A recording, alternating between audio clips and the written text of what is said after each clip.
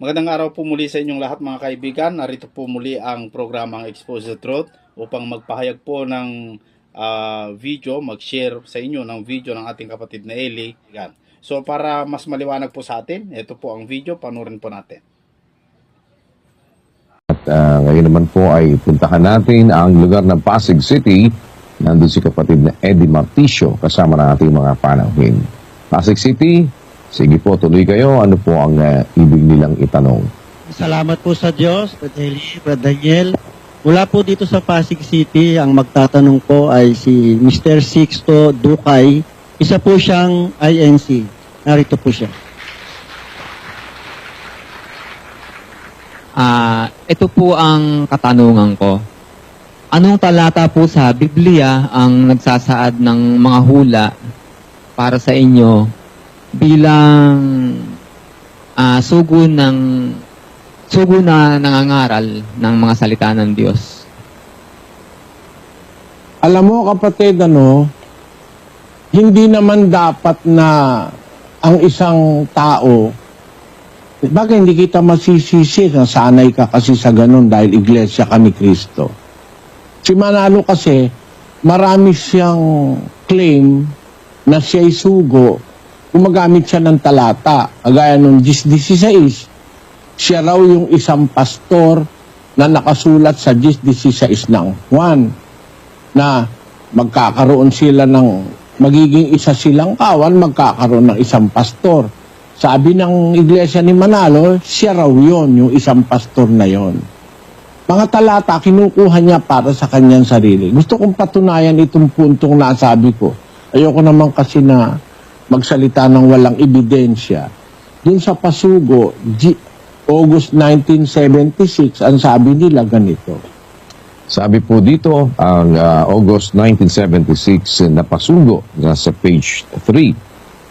He made this clear to us when he said in John 10:16, "There is one pastor or messenger."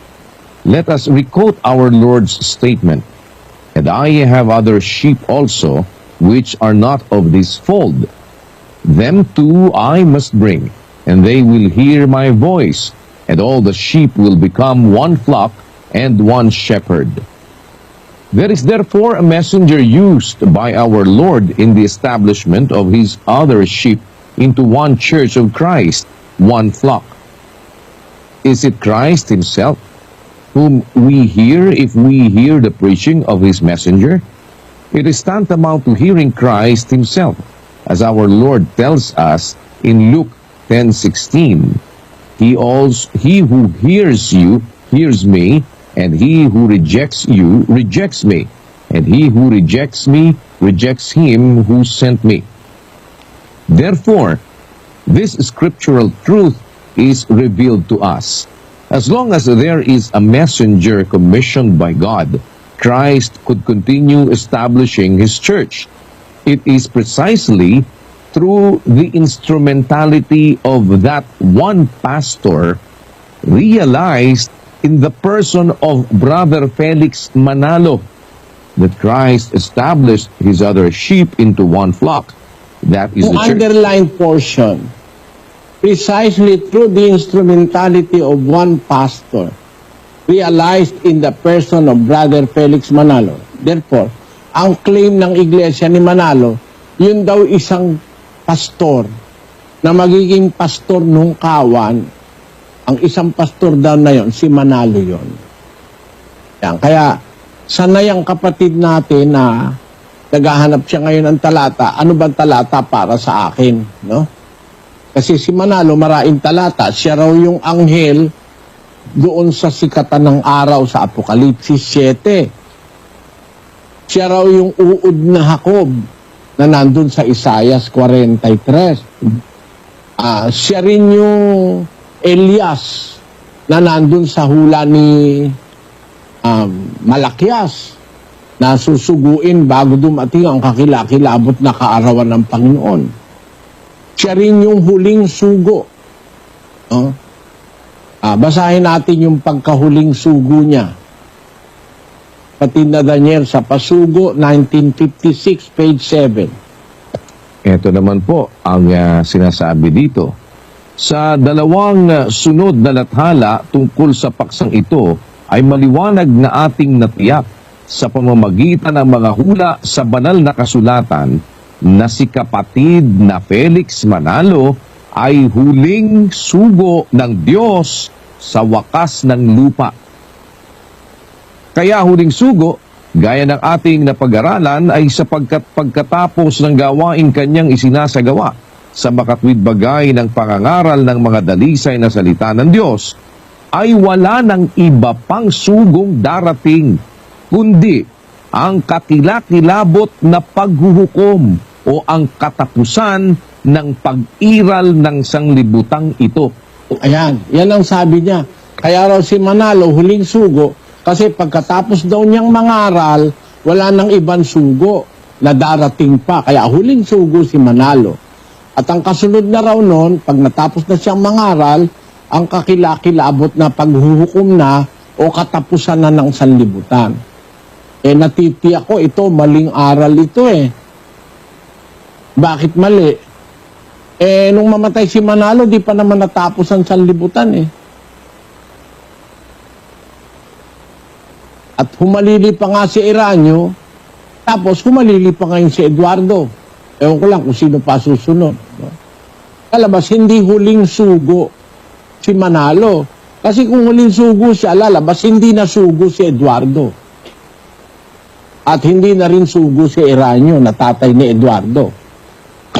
Ito ang kinamihasnan sa Biblia ng mga iglesia ni Kristo ni Manalo. Na kukuha silang talata sa Biblia, ipapasok, iaano niya sa kanyang sarili. Siya yung uod ni Jacob.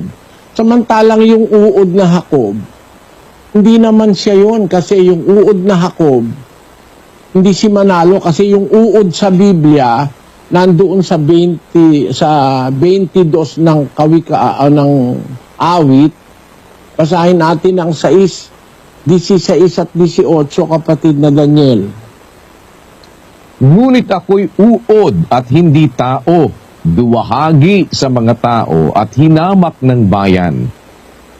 Sapagkat niligid ako ng mga aso, kinulong ako ng pulutong ng mga manggagawa ng masama. Binutasan nila ang aking mga kamay at ang aking mga paa. Hinapak nila ang aking mga kasuutan sa gitna nila at kanilang pinagsapalaran ang aking kasuutan. Yan, yan ang uod sa Biblia eh. Ako ikauod, hindi tao. Binutasan nila ang kamay ko't paa. Wala naman akong nakitang si Manalo binutasan ng paa at kamay. At hinapak ang wika nila ang aking kasuotan. Pinagsapalaran nila sa gitna nila. Oh? Yan ang sabi. Ang ibig sabihin, ang uod na ito ang Panginoong Hesukristo. Hindi ito si Mr. Manalo. Kasi wala namang buta si Manalo sa paa at kamay. At hindi rin naman siya hinapak ang kasuotan niya. Kasi malayong mangyari hahapakin ang kasuotan niya. Maraming bodyguard eh. No? Itong uod na Jacob, nahapak ang kasuotan. Doon nasanay ang mga kapatid na iglesia ni Kristo. Kaya kung magtanong sila ngayon, ano ba ang talata sa Biblia para sa'yo? Ako, ang sasabihin kong talata, nasa Biblia, ula ng Biblia, nasa Apokalipsis 1:3. Basahin natin, kapatid na Daniel. Mapalad ang bumabasa at ang nakikinig ng mga salita ng hula at tumutupad ng mga bagay na nangasusulat doon sapagkat ang panahoy malapit na. Ang aking paniniwala, pagka bumabasa ka, tapos nakikinig ka, tapos tumutupad ka, mapalad ka. Ang ibig sabihin ng mapalad, kinakasihan ka ng Diyos. Hindi ko kailangan na magkukuha ng talata na hindi naman akin. Kagaya ng ginagawa ni Manalo, no? Lahat ng talata sa Biblia, pati ba naman yung pagiging binhi ni Abraham, siya raw yun. Siya raw. Ang binhi ni Abraham, si Felix Manalo. pinuna ko yan.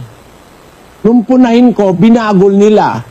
Basahin muna natin ang sabi nila sa pasugo nung 1976, page 14. Sabi po dito, the prophecy states that he whom God had chosen or taken from the ends of the earth, the fulfillment of which is undoubtedly Brother Felix Manalo, is the seed of Abraham. Ayan, si Manalo raw ang seed of Abraham.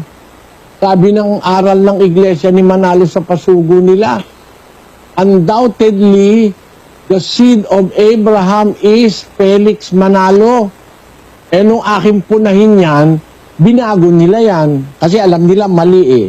Ito ngayon ang sabi sa pasugo nung 1999 sa page 4. Sabi po naman dito, there is only one whom God acknowledges as the seed of Abraham, the Lord Jesus Christ. There is only one whom God acknowledges as the seed of Abraham. So, God do not acknowledge Felix Manalo as the seed of Abraham, the seed of Abraham, using a definite article, the seed of Abraham is the Lord Jesus Christ. So, ang aral ng Iglesia ni Cristo, topsy-turvy, rocky, no? Topsy-turvy, hindi matatag kasi una, si Manalo raw ang seed of Abraham. Nung mapuna, pinalitan. Hindi raw si Manalo, kundi ang Panginoon Kristo. Marami silang ganyang aral eh. Kaya yung kakukuha ni Manalo ng mga talata para sa kanya, delikado yun eh. Pati hindi kanya nakukuha niya eh. Wala nga sa kinuha niya na tatama sa kanya eh. Yung anghel, hindi siya anghel dahil tao siya. Ang nasa Apokalipsis 7, hindi tao yun, anghel yun. Umaakyat nga sa sikatan ng araw eh. Eh si Manalo, makakaakyat ba yun? Eh yung anghel nakakaakyat dahil may pakpak yun lumilipad. No? Eh ito, paano ito yung anghel eh? Wala nga akong nakitang umakyat si Manalo eh. Nakita ni Juan, umaakyat siya sa may sikatan ng araw, yung anghel. At di kataka-taka dahil ang mga anghel may pakpak. Eh si Manalo naman, wala. Pwede rin siyang makaakyat. Gagamit siya siguro ng eroplano o kaya ng hagdan. No? Kaya hindi lapat sa kanya yon. Hindi rin lapat sa kanya yung uod na Jacob kasi wala namang butas ang paa at kamay niya. Hindi rin naman lalapat sa kanya yung huling sugo kasi hindi naman nagkatotoo na pagkamatay niya tapos na ang sanlibutan. Hindi pa tapos. 1963 pa namatay si Manalo, 2018 na ngayon eh. Kung biro mo ilang pung taon na yun eh, hindi pa naman nagwawakas ang sanlibutan. Kaya mali yung aral nila na yun. Hindi ako naninira, binabasa lang natin yung pasugo nila. Yun talaga nakalagay doon. Na pagkatapos daw mangaral ni Manalo, kakilakilabot ng pagwawakas ng sanlibutan. Ang pag-iral ng sanlibutan tapos na. Eh hindi naman totoo. Kaya yung mga talatang inia-apply ni Manalo sa kanyang sarili, ay hindi nila kayang patunayang siya ngayon. Halimbawa, nung isa pa, na si Manalo raw ang Elias, na sinasabi ng hula ni Propeta Malakias. Basahin natin ito.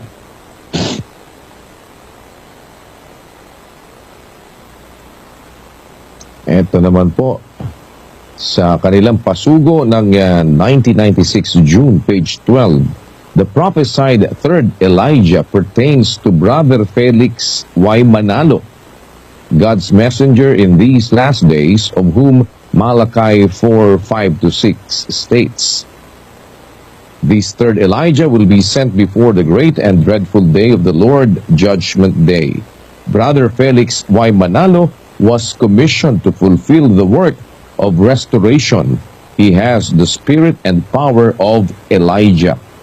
The third Elijah raw si Manalo will be sent before the great and dreadful day of the Lord.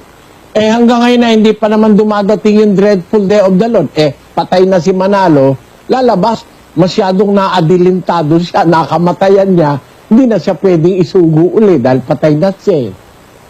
Eh sabi dun sa talata, before the dreadful day of the Lord, isusugo yung third Elijah.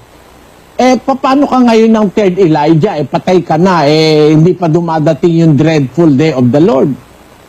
Kaya palpak na naman yung kinuha nilang hula kay Propeta Malakias.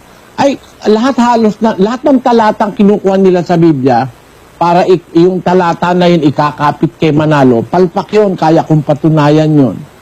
Sa mga ginoong diskusyon, papatunayan ko, lahat ng talata na yun, walang lalapat kay Manalo kahit isa. Yung sasabihin, siya raw ang isang pastor na sinasabi sa Juan 16, imposible kay Manalo mangyari yun. Kasi isang pastor yun ang lahat ng tupa ni Kristo. Meron mo namang iba pang pastor na isa lang na pastor na lahat ng tupa ni Kristo kayang akayin? Yung nasa kulungan na at saka yung dadalhin sa kulungan. Yung nasa kulungan na noong pauna na yun, mga Hudyo yun. Tapos yung mga huling darating, sasama, magiging isang kawan. Magkakaroon isang pastor. Si Manalo ba yun? Paano ka magiging pastor ng isang kawan na magkasama yung nauna at saka yung sumunod na mga tulpa? Patay ka na nga ngayon. Paano ka nakapagpastor nun? No? Hindi siya yon, si Kristo yung isang pastor na tinutukoy.